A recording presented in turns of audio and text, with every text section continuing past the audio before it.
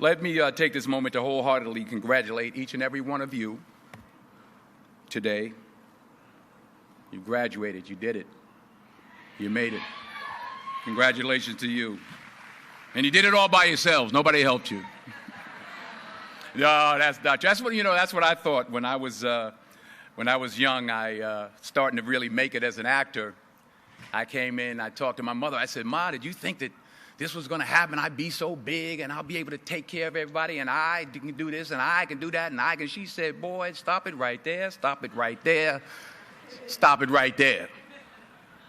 He said, "If you only knew how many people that have been praying for you, how many prayer groups she put together, how many prayer cloths she gave me, how many times she splashed me with holy water to save my sorry behind her." She said it. She said, "Oh, you did it by yourself? I tell you what you can do by yourself. You can go outside, get a mop and a bucket and wash them windows. You can do that by yourself." Superstar.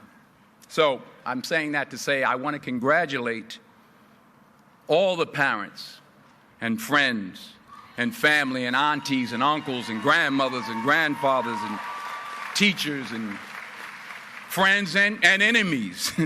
All the people that helped you to get where you are today. Congratulations to you all. I'm going to tell about 2-3 stories. I'm going to keep it real short. I remember my graduation when the speaker got up there, went on forever, blah, blah, blah, blah, blah, blah, blah, blah, blah. So I'm going to keep it short. Number 1, put God first.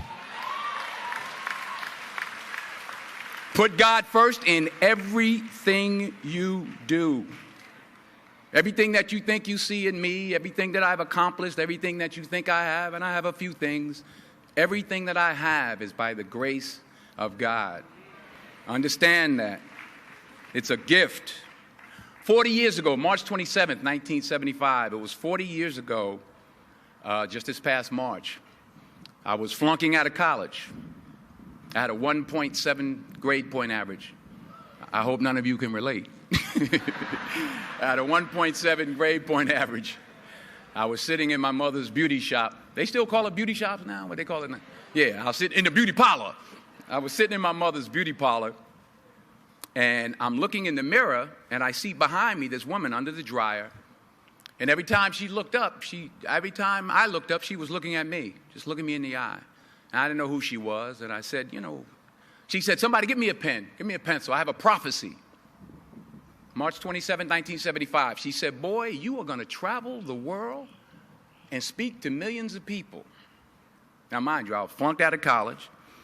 I'm thinking about joining the Army. I didn't know what I was going to do, and she's telling me I'm going to travel the world and speak to millions of people. Well, I have traveled the world, and I have spoke to millions of people. But that's not the most important thing, the success that I had. The most important thing is that what she taught me and what she told me that day has stayed with me since. I've been protected. I've been directed. I've been corrected. I've kept God in my life, and it's kept me humble. I didn't always stick with him, but he always stuck with me. So stick with him in everything you do. If you think you want to do what you think I've done, then do what I've done and stick with God. Number 2, fail big. That's right. Fail big. Today is the beginning of the rest of your life, and it can be very frightening. It's a new world out there. It's a mean world out there, and you only live once. So do what you feel passionate about. Take chances professionally. Don't be afraid to fail. There's an old IQ test, was 9 dots, and you had to draw 5 lines with a pencil within these 9 dots without lifting the pencil. The only way to do it was to go outside the box. So don't be afraid to go outside the box.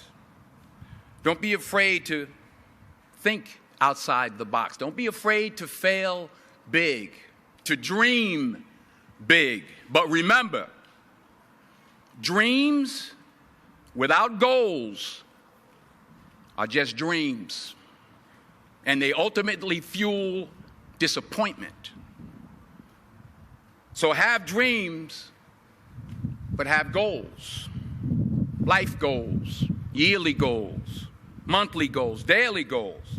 I try to give myself a goal every day. Sometimes it's just to not curse somebody out. Simple goals, but have goals.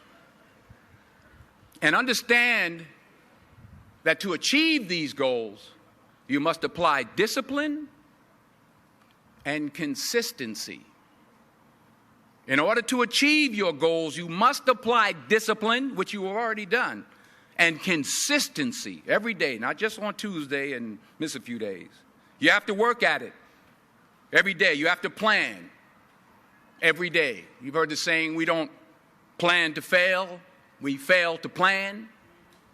Hard work works.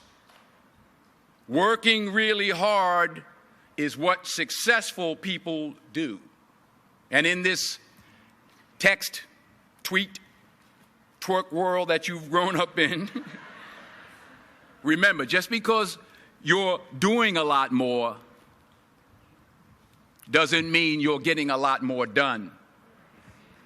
Remember that. Just because you're doing a lot more doesn't mean you're getting a lot more done. Don't confuse movement with progress.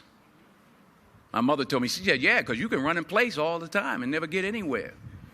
So continue to strive, continue to have goals, continue to progress. Number 3, you'll never see a U-Haul behind a hearse. I'll say it again. You'll never see a U-Haul behind a hearse. I don't care how much money you make, you can't take it with you. The Egyptians tried it. They got robbed. That's all they got. You can't take it with you. And it's not how much you have. It's what you do with what you have. We all have different talents. Some of you will be doctors, some lawyers, some scientists, some educators, some nurses, some teachers. Yeah, okay. Some preachers. The most selfish thing you can do in this world is help someone else. Why is it selfish? Because the gratification, the goodness that comes to you, the good feeling that I get from helping others, nothing's better than that. Well, one or two things, but nothing's better than that. Not jewelry, not big house I have, not the cars, but it's the joy. That's where the joy is, in helping others. That's where the success is, in helping others. Finally, I pray that you put your slippers way under the bed tonight, so that when you wake up in the morning, you have to get on your knees to reach them. And while you're down there, say thank you for grace. Thank you for mercy. Thank you for understanding. Thank you for wisdom. Thank you for parents. Thank you for love. Thank you for kindness. Thank you for humility. Thank you for peace. Thank you for prosperity. Say thank you in advance for what's already yours. It's how I live my life. That's why I am, one of the reasons why I am today. Say thank you in advance for what is already yours. True desire in the heart for anything good is God's proof to you, sent beforehand to indicate that it's yours already. I'll say it again. True desire in the heart, that itch that you have, whatever it is you want to do, that thing that you want to do to help others and to grow and to make money, that desire, that itch, that's God's proof to you, sent beforehand already to indicate that it's yours. And anything you want good, you can have. So claim it. Work hard to get it. When you get it, reach back. Pull someone else up. Each one, teach one. Don't just aspire to make a living. Aspire to make a difference. Thank you.